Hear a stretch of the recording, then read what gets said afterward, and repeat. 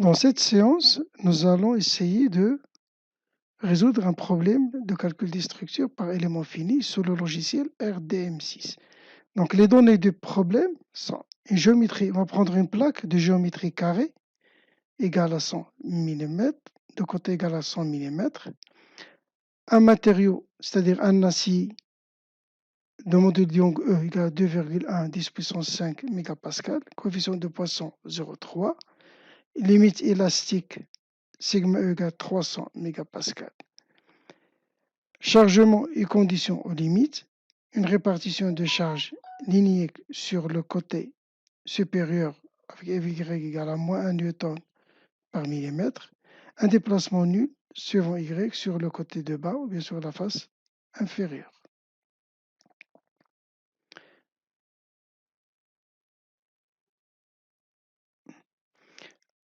La structure, comme vous la voyez, elle est symétrique. Donc je peux donc travailler seulement sur la moitié. Elle est symétrique géométriquement. La partie gauche ressemble à la partie droite. Il y a aussi une symétrie au niveau des chargements. D'accord? Au niveau donc des chargements, j'ai les mêmes conditions aux limites à droite et à gauche de la ligne rouge que vous voyez, c'est la ligne médiane, c'est-à-dire l'axe de symétrie. Et j'ai le même chargement aussi de part et d'autre de cette ligne de symétrie. Sur la ligne de symétrie, là, ça c'est une surface qui ne peut pas se déplacer suivant Y. C'est la surface donc médiane. La structure va se déplacer à droite et à gauche, mais elle ne va pas se déplacer au milieu. Donc je dois mettre un déplacement UX égal à 0 sur cette face lorsque je vais la modéliser. Le voilà. Enfin, donc la partie de droite, c'est ça la structure que je vais modéliser sur RDM6. Les résultats que je vais obtenir, voilà, ce sont des résultats. Voici la déformée. À droite, c'est la déformée de la structure. Vous voyez en bas les conditions limites en déplacement vers Y et à gauche le déplacement aux limites suivant X. Et en haut, vous avez les chargements. Ça, c'est le champ de déplacement après déformation. C'est un petit peu, je vous visualise un petit peu les résultats que vous allez obtenir. Et voilà, on va passer maintenant au logiciel RDM6 de l'icône élément fini.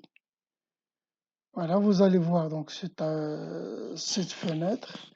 Dans cette fenêtre, vous cliquez sur Dessin maillage, Nouveau fichier. Voilà, vous choisissez donc le cadre de travail. On va considérer comme unité le millimètre. Donc là, la plaque fait 100 mm x 100 mm. Donc je vais prendre un cadre de travail ici de 250 mm vers X et 250 mm vers Y. Voilà, donc voilà les unités. J'ai choisi le millimètre comme unité. OK.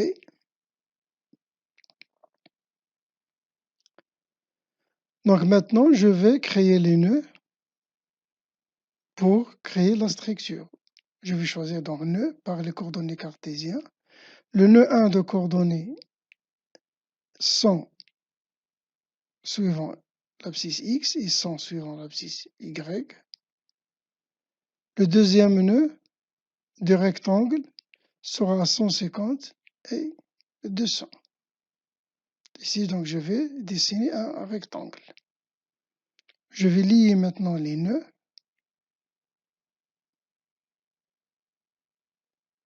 Voilà. Je choisis rectangle et je vais donc dessiner mon rectangle. OK. Je vais faire un zoom pour agrandir un petit peu. Et voilà. Donc maintenant, l'étape suivante, c'est le maillage. Le maillage, c'est la discrétisation, il y a le découpage de la pièce en éléments finis. Ici, il me propose, voilà, 3 éléments finis, l'élément triangulaire à 3 nœuds, l'élément triangulaire à 6 nœuds et l'élément triangulaire à 6 nœuds aussi, mais courbe. Là, vous avez le nombre de nœuds, le nombre d'éléments. Donc, elle propose 800, j'ai pris 400. Maintenant, j'ai pris 1000 éléments. Donc, plus je raffine, j'obtiens des résultats plus précis. Voilà, ici, j'ai choisi donc l'élément triangulaire à 6 nœuds avec 1000 éléments. D'accord?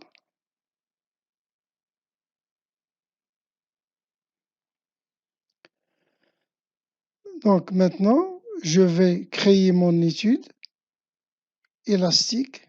Voilà, étude élastique. J'enregistre, il me demande d'enregistrer. Je vais enregistrer mon fichier.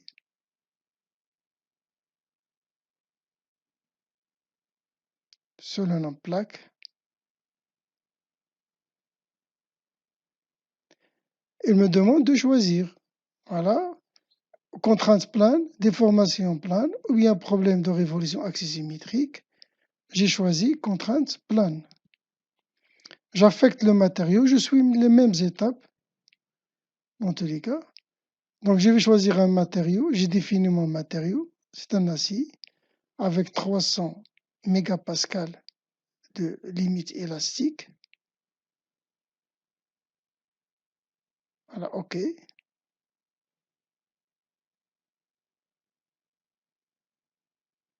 Je vais changer de couleur. Je prends par exemple le rose. D'accord? Je vais revenir vers définir pour s'assurer que mon matériau donc il est bien défini. D'accord? OK. Et voilà, donc le matériau est affecté. L'étape suivante, je dois affecter une épaisseur à la structure. Une épaisseur de 1 millimètre. Si je veux changer de couleur, je dois redéfinir. Je vais donc changer de couleur et je vais redéfinir l'épaisseur. Voilà, pour qu'il la prenne en charge. Je dois revenir à définir parce que je devrais, normalement, à chaque fois que je change de couleur, je dois redéfinir. Voilà, quitter. Donc l'épaisseur est définie, je vais aux conditions de chargement, conditions aux limites. Donc les conditions aux limites, j'ai un déplacement nul suivant Y sur la face inférieure et un déplacement nul suivant X sur la face de gauche.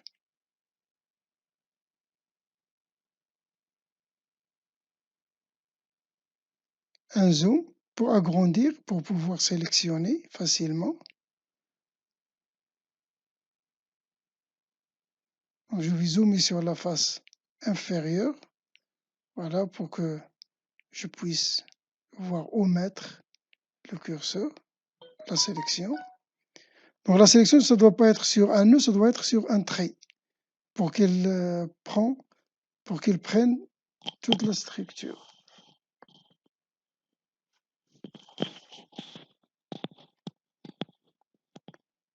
Donc maintenant, voilà, donc j'ai affecté donc les conditions limites sur la face inférieure et sur la face de gauche.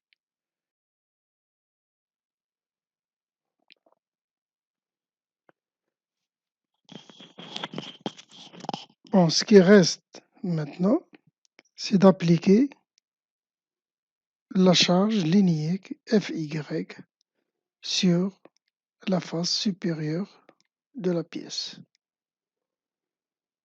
Moi, j'ai fait un petit zoom, voilà, pour pouvoir sélectionner tout le trait. J'applique donc FY égale à 1 newton par millimètre. J'applique. Voilà, ça marche. Maintenant, je peux passer au calcul. Voilà. Calculer. Je vais vers calculer. Il va me demander d'enregistrer. J'enregistre.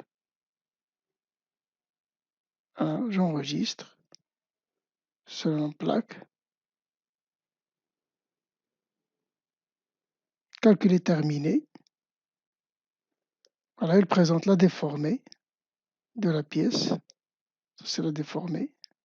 Et je peux par la suite visualiser le champ des déplacements. Voilà, vous pouvez balayer ici donc toutes les options de visualisation des résultats. Et il y a les isovaleurs. Les isovaleurs, c'est-à-dire la valeur de chaque paramètre par zone. Voilà. Donc, c'est par couleur. Voilà, ici, c'est la contrainte de von Mises. Ici, c'est par couleur. Donc, il y a la zone jaune, la zone verte, etc. Et chaque couleur, il donne chaque couleur, elle représente une valeur de la contrainte de von Mises. Dans toute la zone jaune, la contrainte de von Mises, elle est constante. La zone verte, etc. et ainsi de suite. Et voilà, donc voilà, c'est terminé. Vous pouvez enregistrer.